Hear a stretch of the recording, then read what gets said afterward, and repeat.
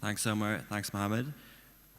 Credit to ArabNet for putting on a format. I don't think there's another format in the region where we would have CEOs talking about social media and technology, whether it's community management and airline industry, or the previous talk that we had this morning around coffee and F&B about technology as well. So I think it's an excellent format and very interesting, even though I had to, most of it had to be translated for me, so thanks.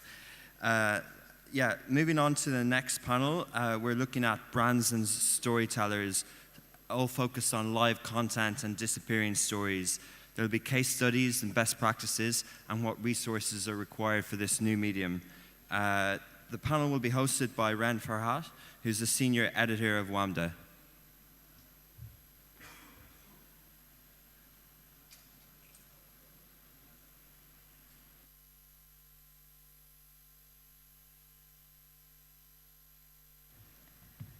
Good afternoon, everyone. Today's panel is really interesting because it talks about an industry that is so volatile and affected by market changes and needs. Content is always taking on new forms and was and still a challenge for everyone because it's so hard to monetize. First of all, I would like to welcome our panelists. We have Doumet from Lebelik.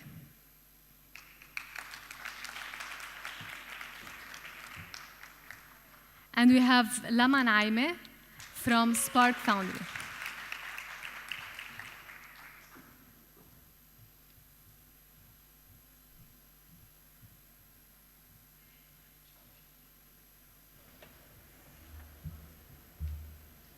And because we are talking about new forms of content, I'm going to be recording this panel.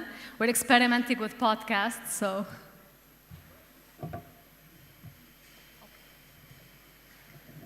So I think it needs to be.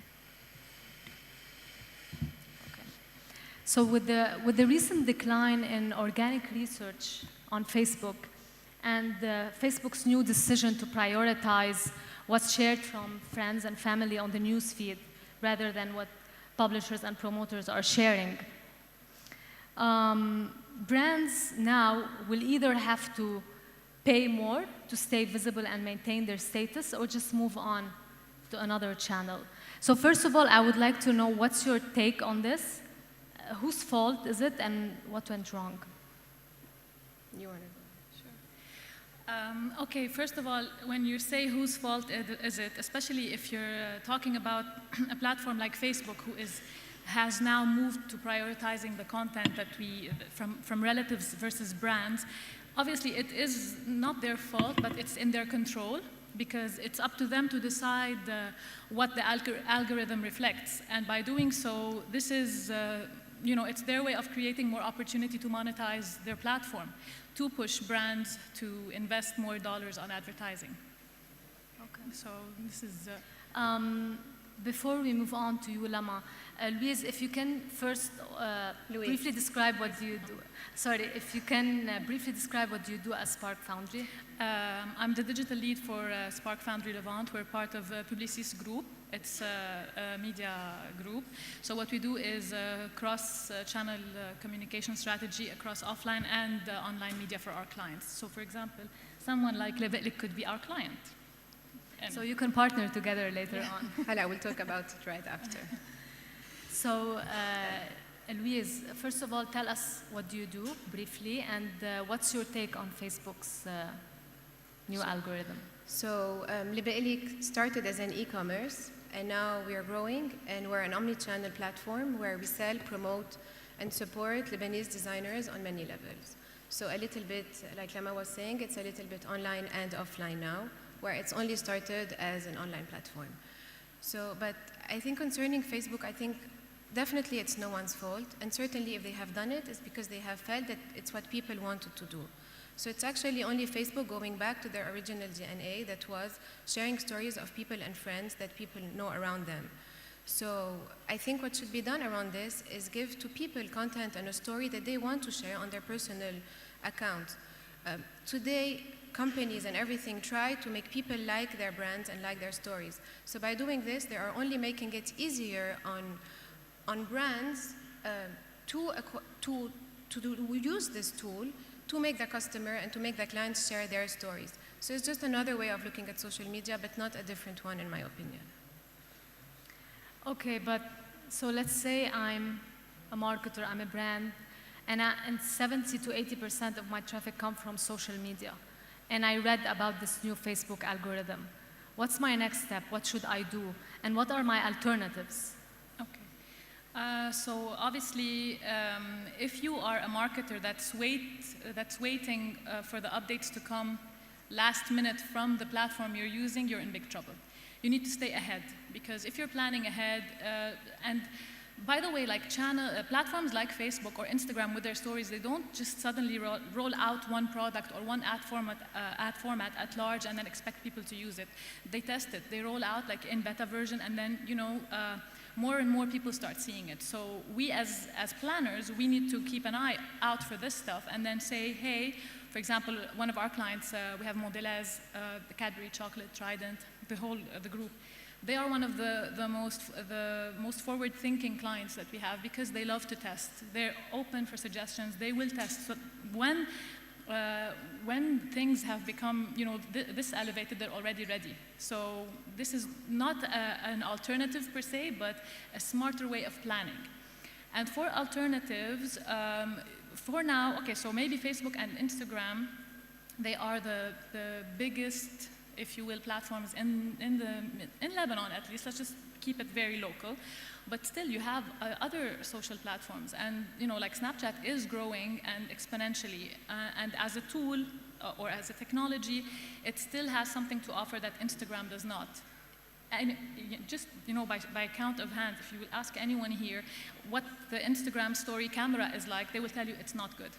They will still take pictures on Snapchat or take pictures with their own camera phone and then use the platform.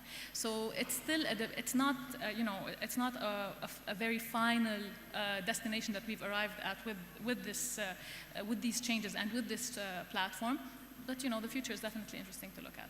And for media platforms, do you see them going back to basics when it comes to the newsletters, subscriptions, or should they keep doing what they're doing? Well, honestly, I think, for example, if Louise maybe can give an example more about her consumers, but this is the first thing that we always do when we're planning. We think, where is the customer present?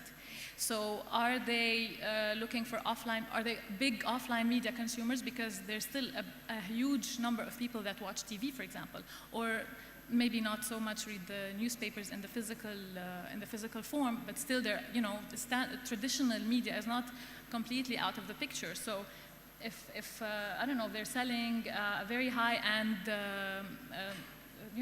or a dress line that's more suitable for 40-plus people, you may, it's not that you can't reach them on digital, but there's definitely other channels to consider. I don't know, maybe. Yes. Concerning the media, I think it's not a clear cut. It's disappearing or it's not disappearing. It's offline or it's online. People want a story. So whether you build a story on the disappearing platform, like you called it, or on Instagram or on Facebook, or even offline, it's what people want to relate to something, and it's like a reality series.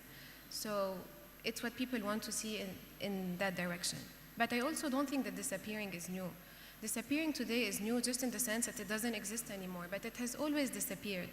So if someone watches Game of Thrones Series 2, Episode 3, they will not rewatch it again. So what changed is not the fact that it disappeared from being available, it's only here for a certain period of time. So it's more the timely thing that is interesting today. إنه راحت عليك إذا ما شفتيها غير ما it disappeared. I cannot re-see it, because anyway people don't re-see what they have built in their mind as a complete spectrum in general. Before this panel, we were actually having a chat, Lama and I, and so you're basically saying that if the content is disappearing, even if it was there and it's archived, you will only just check it once and not see it again. Lama and I were also discussing about that sometimes some businesses need to actually have an archive content that's already there, that doesn't disappear. for clients to come back to check their work for liability. So I think, Lama, you have maybe perhaps a different point of view that you can share with us. Actually, what you highlighted is key. It's the timeliness that is important for disappearing stories, obviously.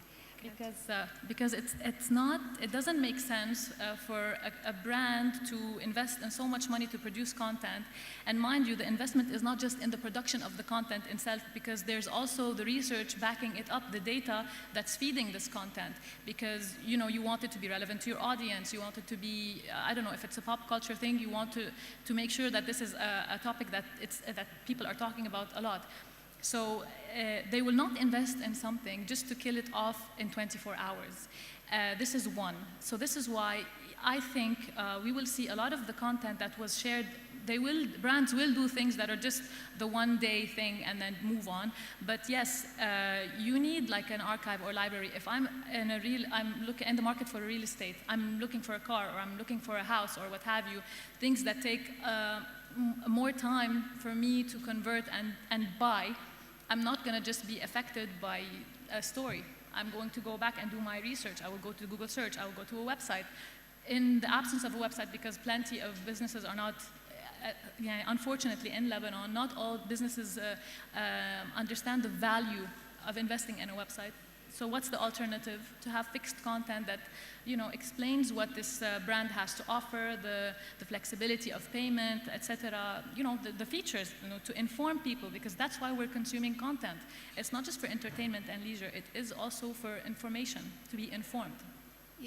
Yes, but I think also to add on that, you treat differently a story that you would like to stay and a story that is here to disappear. So everything that is disappearing, it's a story. So it's a little bit romantic, it's a little bit serious, depending on the brand. But whatever you want it to stay, then you treat it very differently. So what you see on the website and on Google and on any other platform is something that has been worked as your core identity, and it's something you want to show and that people will see in a month or two, and it still relates to who you are today. Whereas the story, it's in its name. So I think there are two ways of dealing with it: to build an exact company brand strategy on solid grounds. But if I may add, I think, like I said, you're not going to create just a temporary story and not at least learn from it. Oh, yes. So maybe if a temporary story, because obviously there is insight. It's not just, even if it's a short-lived piece of content, there's still plenty of data to capture from it and look at and analyze. So a brand maybe, even by using these temporary and disappearing stories, they can actually leverage the lessons they are extracting from this story to maybe even build on their core messaging again.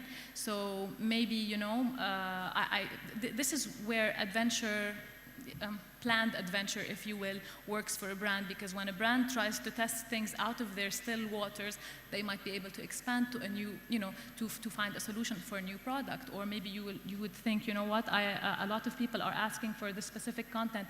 I tried a different kind of apparel that normally I didn't display on my website. So, and people كان في إقبال على هذا الشيء. People were interested in this. So therefore, this is a lesson learned. I can build even on the disappearing story. Nothing is a one-time off thing that's a chance missed. What I would like to know, especially from you, Louise, is how did your followers started interacting with you, or did they start interacting with you more when you started engaging and experimenting with disappearing stories? I think they started interacting differently. So whereas before people used to send an email, now they send a heart. So before people would only interact when they were interested in something, when they wanted to ask a question, when they were looking for a product. Now they also interact in a way where they say, I like it, I don't like it. And even now with the Instagram polls, you can say yay or nay for anything you wanted to sell. So I think it's very interesting to see how the Instagram stories have helped you build, like Lama was saying earlier, a little bit what the clients like, and then building on it for a permanent results. So yes, the customers interact a lot, especially because the tools are here. So they interact with whatever tools you give them. So if you're in front of them, they would interact live. If you're on direct message, they will interact in message. And if you give them email, they will. Customers want to interact with the brand. It's just that they will interact in any way you give them. Before, long time ago, you had live chat. Not long time ago, we still have, but the first one that we started seeing on websites was live chat. And a lot of customers would actually ask, can I find this, or can you do that? So I think it's just about grasping all the opportunity that comes to you to be able to interact with your customer, to provide a better service for them, a better company for you, and happier customers and a happier company. So when did you realize that you need to start focusing on disappearing stories? What steps did you take as well in order to start experimenting? Like I said, we've had the opportunity, well, as a media agency, we have an opportunity and a limitation at the same time. It's the client. If the client is willing to test, then we're good.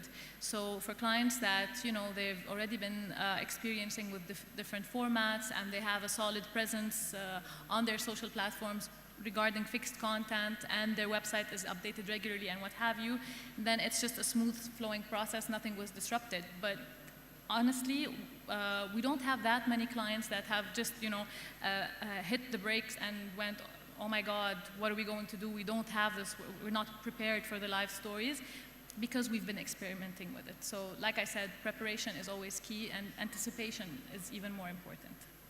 What about you, Louise? I think, like I said earlier, and I think like we both agree, whatever tools are here, we will use, we will see what our customers are willing to use, and then we will provide accordingly. So it's not that we decided to focus on disappearing stories. We did not focus. We use the tools that we have. We don't focus on one thing or on the other. I'm a communication tool. It's not new. It's just everything that's available, we will always use. So when it comes to being, like you said, Louise, very close to the audience and very close to the people, I'm going to start with you, then I'm going to move to Lama. What are the do's and don'ts here? You want to be very personal with your followers, but you also want to be avoiding few mistakes. So can you share some tips, best practices, or what to avoid? Yeah, I can share mine. Of course, there are always more, and I would love to hear everyone's do's and don'ts. I think for us, it's not about being personal as it's about being me. It's about making the company's story relatable.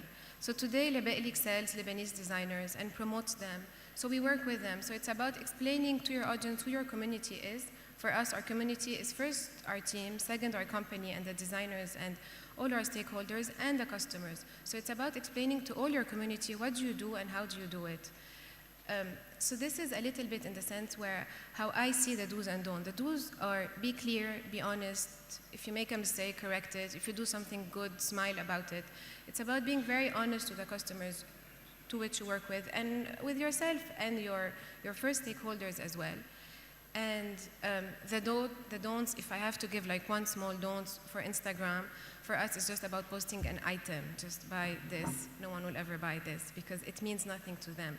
So it's just about relating everything you want to show to something to a feeling that people have had before or can relate to.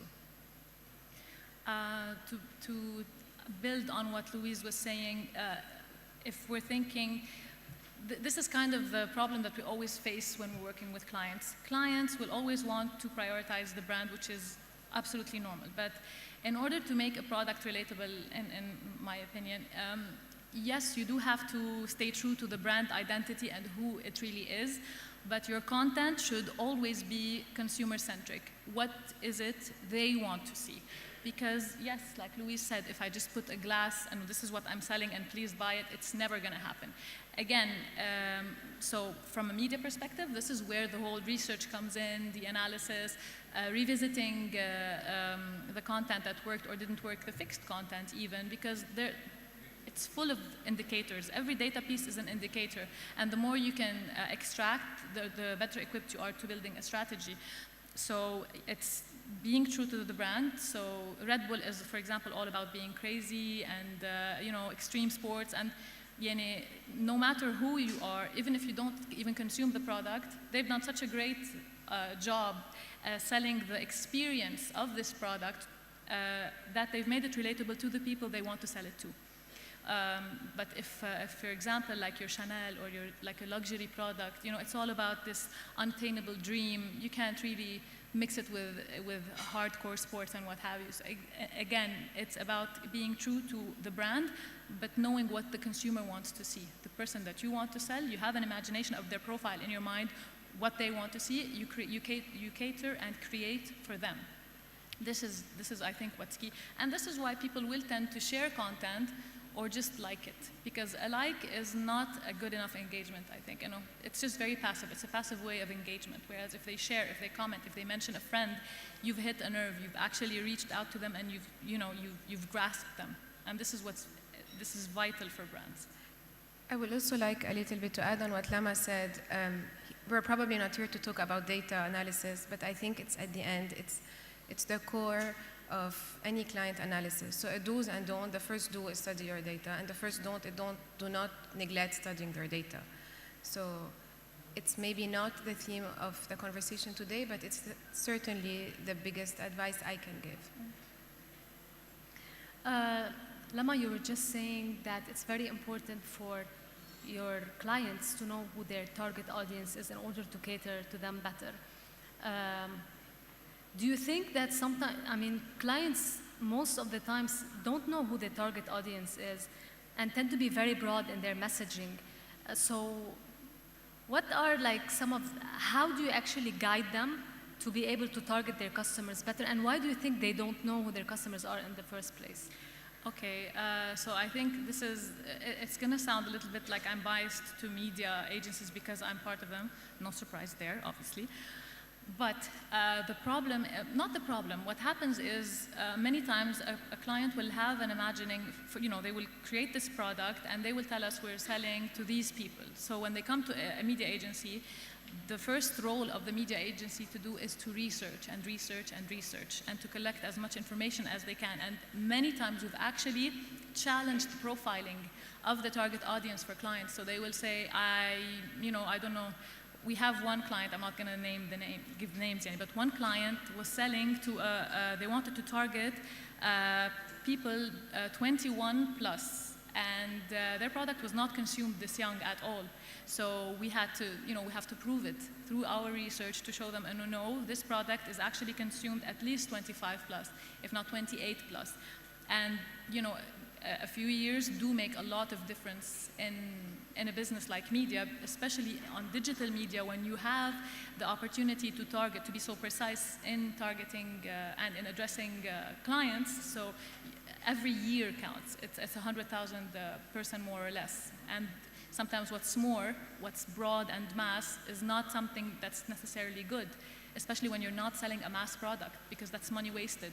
Any money that does not directly create a lead or indirectly create a lead for you is money wasted down the drain, and that's not what we want our clients to be doing. So most of the traffic is probably coming from mobile, on Facebook and Instagram. My question is to each one of you is, where do you see mobile content heading towards? I mean, content producers sometimes are scared of the quality that content has become, like very quick, very light, and very straight to the point. This might be good and this might be bad. So first of all, what's your opinion on this, and where do you see content heading to, mobile content? I think mobile content is here to stay, obviously. But concerning the content, I think people should do or good and regularly, or extremely good and then once in a while. The very good a bit, I think it's too expensive, and I think it doesn't give back the returns, the excitement, the views, or the reach that people would like to get.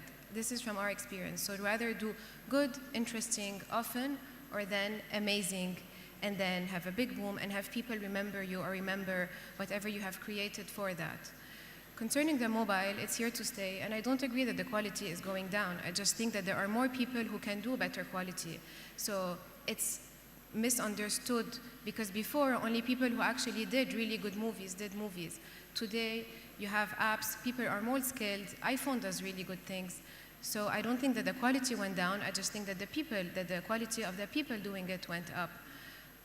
And obviously mobile is here to stay. Now what worries us concerning the mobile, I think that the generations to come will not be able to live without it. I think it's the only worry I have today concerning mobile content. And it will be hard to screen for the future generations. But for now, it's growing, it's exciting, and we all love it.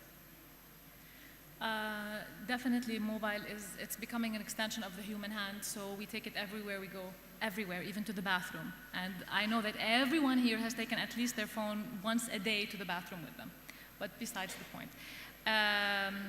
It's, first of all, for content creators and for marketers alike, it's simple. And this is actually, it's something we've been begging for years, is to create content based on the platform of assimilation. Where are you going to send this content?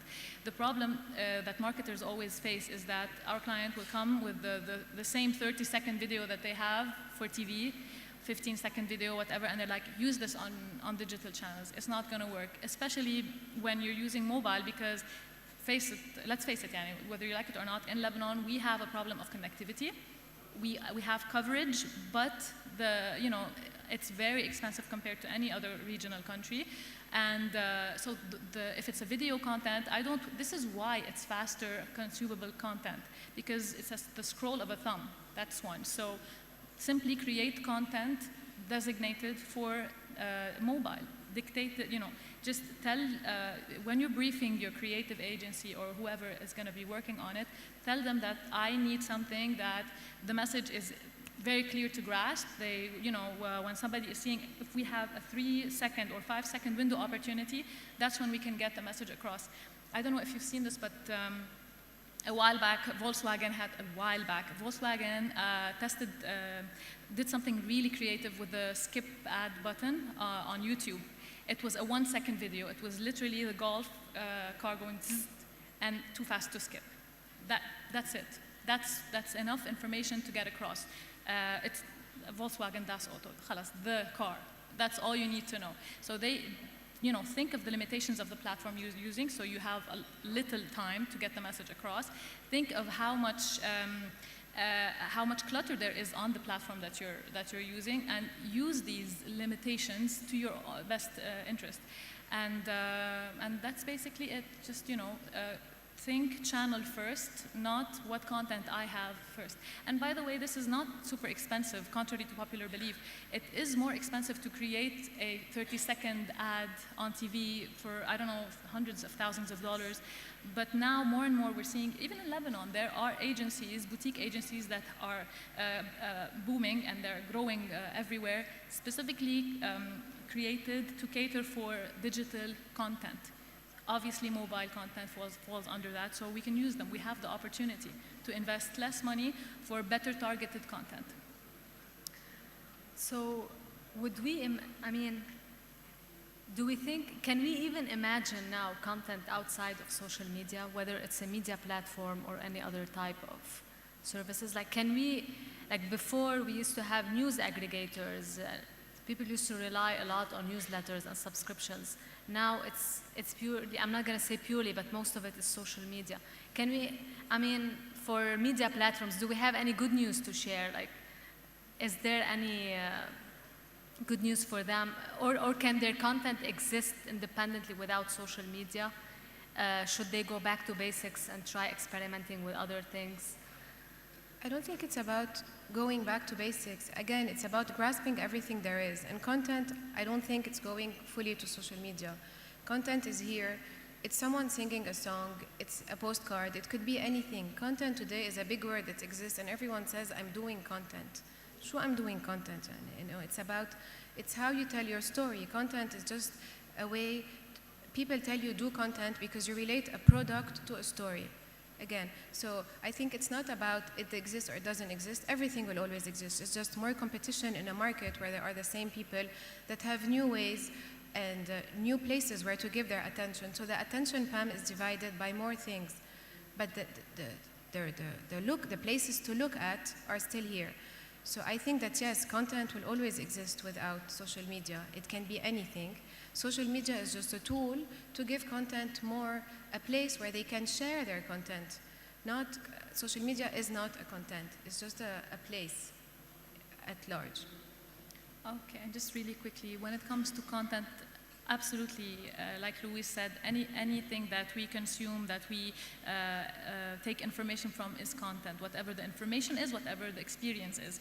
But this is what it's all about. It's the different experience. If I am on a social network, I'm there to do something else besides research on a website to, compare products and what have you. So every medium where content is is consumed has its own unique dynamics, and this will never change.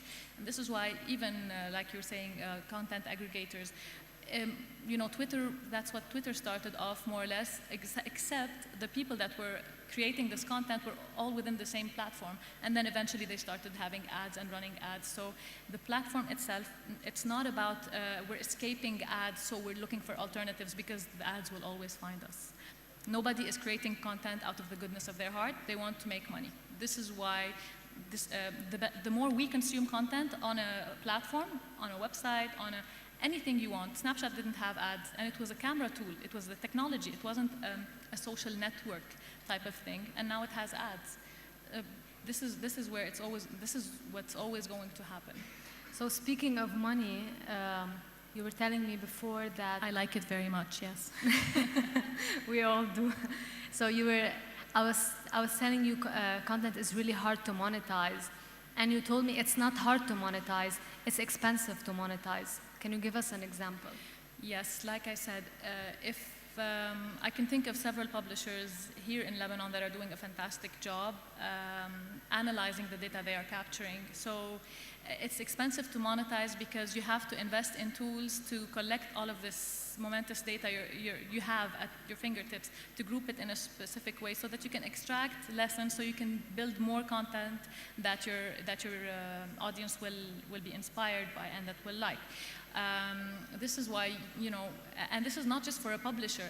Any brand on the face of the earth that has brand publishers, anyone who has access to big data and that are analyzing them are, they're always going to be one step ahead.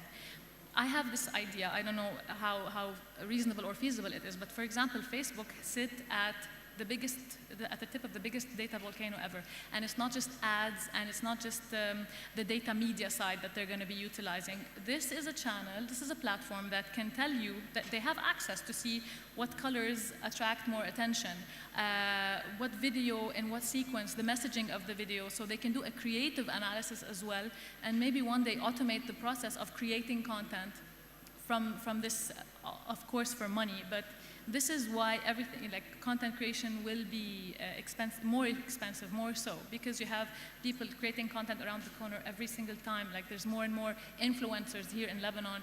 Every other day we have an influencer pop up and creating content, and it's all at a price, and it's all very expensive to analyze and then monetize. Okay. So before we wrap it up, Louise, Lama, do you have any last thoughts, anything else to add? No, I just wanted to add a little bit on the content part. I think to create content is much cheaper than to actually use this content. So anyone can do a nice movie, but once the movie is done, you have to push it and have people to see it, to like your story. And I think this is the difficult part. A lot of people invest on just creating the content. Once the content is out, they run out of budget, and then they cannot have their message across properly because they ran out of budget. So I think when someone studies their content budget, they should divide it into 2 parts. Okay. Do we have room for questions? No. Okay. Thank you so much. Thank you for having us.